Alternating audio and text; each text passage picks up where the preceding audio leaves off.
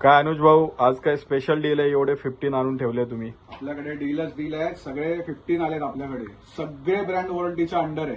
128 GB space black colour आहे, blue colour आहे. Condition एकदम ब्रँड न्यू. कंडिशन मी दाखवतो.